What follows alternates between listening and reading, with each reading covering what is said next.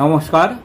আজকে আমরা প্রাক প্রাথমিক পর্যায়ের বাচ্চাদের জন্য একটি অঙ্ক বা গণিতের কর্মপত্র নিয়ে উপস্থিত হয়েছি। চলুন শুরু করা যাক।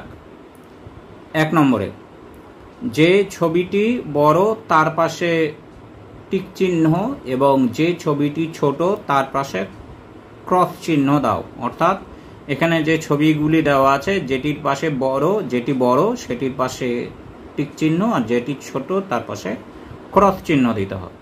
এখানে দুটি গ্লাসের ছবি আছে। আমরা দেখতে পাচ্ছি এই গ্লাসটি বড়, এই গ্লাসটি ছোট।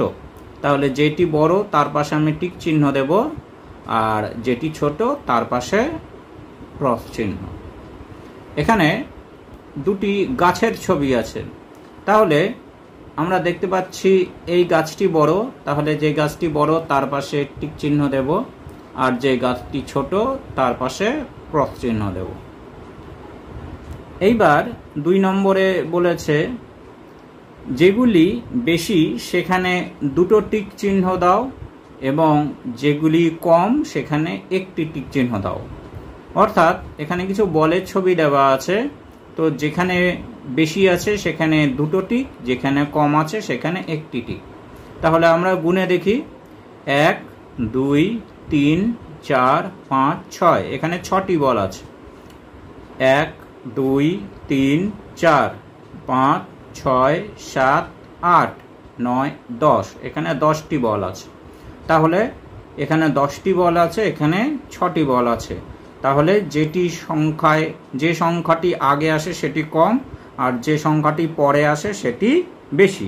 তাহলে 6 কম, তাহলে 6 একটি টিক, আর যেখানে 10টি আছে সেখানে দুটি টিক। এইবার 2 নম্বরে, সংখ্যা গুণে লেখো। অর্থাৎ এইখানে কিছু ছবি দেওয়া আছে আপেল আর বলের, তো সেগুলি কটি সংখ্যায় আছে সেগুলি গুণে লিখতে হবে। 1 2 3 4 5 6, 6টি আপেল আছে। তাহলে আমি এখানে লিখে দেব 6। এবার বল, 1 2 3 4 5 6 7, 7টি বল আছে। তাহলে আমি এখানে লিখে দেব 7। এবার 3 নম্বর প্রশ্ন, এখানে বলা হয়েছে আগের ও পরের সংখ্যাগুলি লেখো। অর্থাৎ এখানে কিছু সংখ্যা দেওয়া আছে এবং তার আগে এবং পরে দুটি করে শূন্যস্থান আছে। তাহলে বাচ্চাদেরকে সেই সংখ্যার আগের সংখ্যা আর পরের সংখ্যাটি লিখতে বলতে হবে। প্রথমে আছে 16, 16-র আগে 15 আর পরে 17। 28, 28-এর আগে 27 আর পরে 29। 11, 11-র আগে 10 আর পরে 12। এইভাবে আগের ও পরের সংখ্যা বাচ্চাদেরকে অভ্যেস করানো যেতে পারে। এইবার 4 নম্বরে আছে, এখানে কিছু ছবি বা জ্যামিতিক চিত্র দেওয়া আছে। বলা হয়েছে আকারগুলি সঠিকভাবে মেলাও। ডান দিকে একটি গোল চাঁদ বা সূর্যের ছবি আছে এবং একটি বাড়ির ছবি আছে, এবং এইগুলি আঁকা হয়েছে যে আকারগুলি দিয়ে, সেই আকারগুলি ডান দিকে দেওয়া আছে। তাহলে যে আকারগুলির সাথে যে আকারগুলি মিলবে সেগুলি বাচ্চাদেরকে মেলাতে বলতে হবে।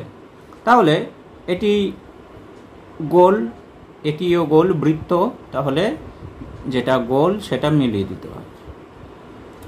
এটি ত্রিভুজ, তাহলে 3টে বাহু, যেখানে ত্রিভুজ অন্য দিকে আছে সেটির সাথে 3টে বাহু মিলিয়ে দিতে হবে। এখানে 4টি বাহু, চতুর্ভুজ, আয়তক্ষেত্র। এবার ডান দিকে যেটি আয়তক্ষেত্র চিত্র আছে বা ছবি আছে সেটির সাথে আকারটি মিলিয়ে দিতে হবে। তাহলে এইভাবে আকারগুলি মেলানো যেতে পারে। এইবার শেষ প্রশ্নটি আছে কথায় লেখো। অর্থাৎ এখানে আমরা যে সংখ্যাগুলো দেখছি সেইগুলি বানান করে লিখতে হবে। 1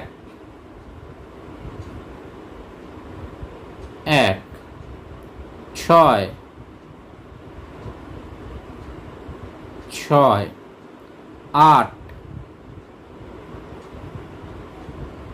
8 10 10। এইভাবে বাচ্চাদেরকে সংখ্যার গুলি বানান বা কথায় লেখানো অভ্যেস করানো যেতে পারে। আজকে এখানেই, নমস্কার।